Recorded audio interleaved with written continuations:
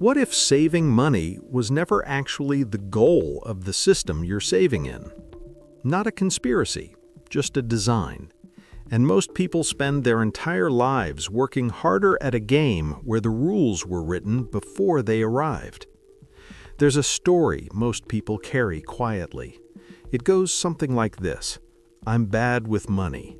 I know what I should do, I just don't do it. It sounds like a character flaw, like a discipline problem, like something therapy might fix. But here's what's worth examining more carefully. When millions of people across different incomes, different education levels, different countries all struggle with the same behavior, the explanation isn't personal failure, it's structural design. The conversation around saving almost always starts from the same place: spend less, save more, automate it, be consistent. And none of that is wrong exactly, but it skips a step. It skips the question of why the money leaves before most people even decide to save it. Because the friction isn't inside you, the friction is architecturally built into the flow of money itself. Think about what happens the moment a paycheck arrives. Before you make a single conscious decision, a series of systems have already made decisions for you. Taxes are removed at the source. Automatic bill payments clear within hours. Subscriptions renew silently. Loan minimums pull their cut. Rent or mortgage is due on the first. By the time any active choice is possible, the money has already moved through 4 or 5 pre-programmed exits. What's left, if anything, is called discretionary income. And discretionary income is where saving is supposed to happen, at the end, with whatever remains. That structure is not accidental. For decades, the default design of consumer financial systems has placed spending first and saving last. Income flows in, fixed obligations capture the majority, variable spending absorbs most of the rest, and saving sits at the bottom of that funnel, collecting whatever didn't get consumed elsewhere. This isn't a new observation. Behavioral economists have documented it carefully. When saving is positioned as a residual, something that happens after everything else, it almost never happens consistently. Not because people don't want to save, but because the architecture doesn't support it. There's also a second layer to this system, and it operates at the retail and credit level.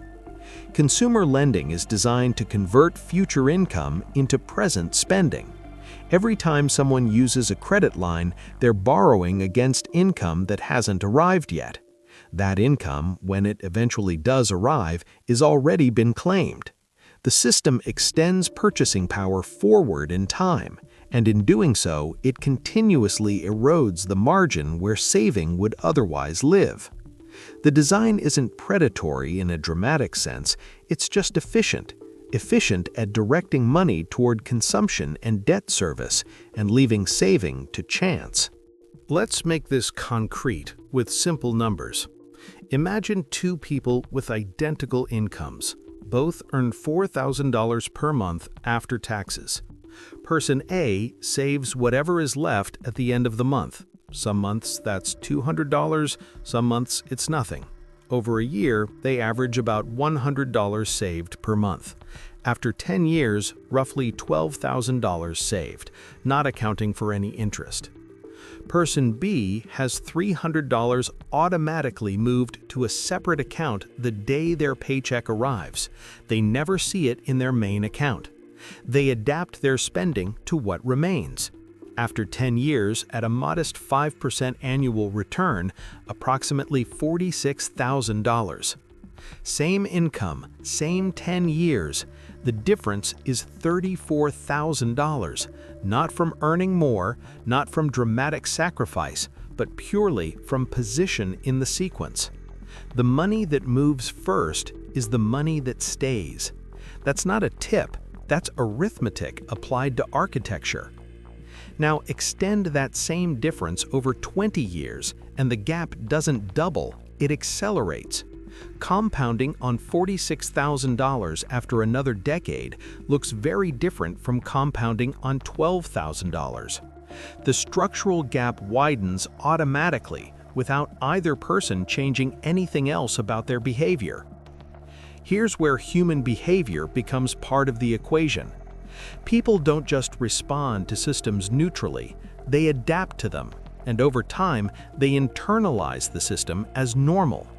When money flows in and immediately flows out across fixed obligations, the brain registers scarcity, regardless of the actual income level. This is well documented. Scarcity mindset doesn't require poverty, it requires a gap between what arrives and what feels available. And scarcity thinking changes behavior in specific ways. It shortens time horizons. It increases sensitivity to small, immediate costs. It makes long-term planning feel abstract and low priority. So the person operating inside this system isn't being irrational. They're responding rationally to the signals the system is sending them. The system says there isn't much left.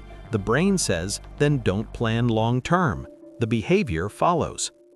There's also the normalization effect.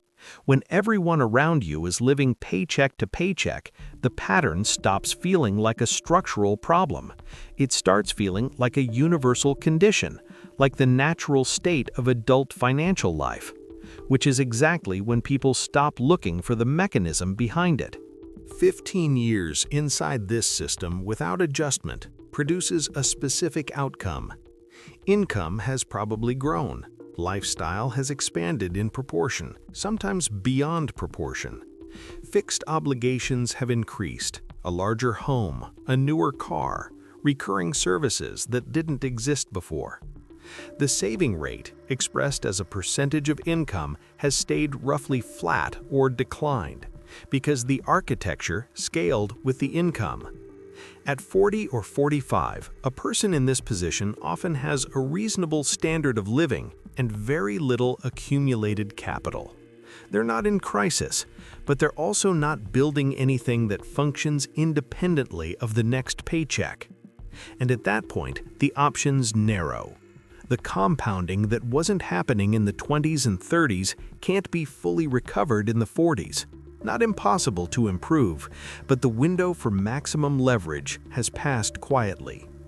No dramatic event caused this, no single bad decision, just a default system running unexamined for 15 years.